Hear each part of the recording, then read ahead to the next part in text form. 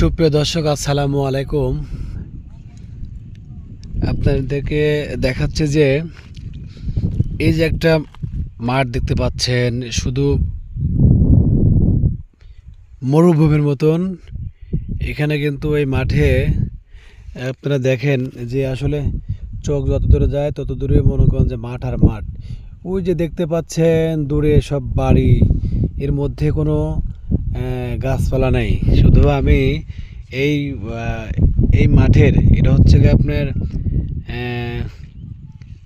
বাওইখোলা এবং আইনগঞ্জের যে মাঝামাঝি, এবং এ পাশে লক্ষ্মীপুর, শ্রীপুর, এই এর এর মাঝামাঝি সব এই মাঠটা। এই মাত্র আমি এই একটা গাছ আমার চোখে পড়লো, দেখেন একটা গাছ। এখানে এখানে কিন্তু প্রচুর পানি হয়, এই মাঠটায় প্রচুর পানি হয়। এই মাঠে প্রচুর পানি হওয়ার কারণে এই গাছগাছালি থাকে না। আমি একজন থেকে জিজ্ঞাসা করলাম এখানে, তো বললি ভাই এখানে পানি হওয়ার কারণে কোনো গাছগাছালি থাকে না। এই একটা পাপড় গাছ দেখতে পাচ্ছেন আপনারা, এই গাছটাই শুধুমাত্র এই মাঠে একমাত্র সম্বল, যা কৃষকদের একটু ছায়া নিবারণ দেয়। যাই হোক, আল্লাহর অশেষ মেহেরবানি, তাও তো একটা গাছ এখানে আছে। কৃষকের কিছুটা স্বস্তির জন্য হলেও তারা এখানে স্বস্তি বোধ করে। ধন্যবাদ। যেখান থেকে ভিডিওটি দেখছেন অবশ্যই একটু শেয়ার করে এবং কমেন্ট করে পাশে থাকবেন।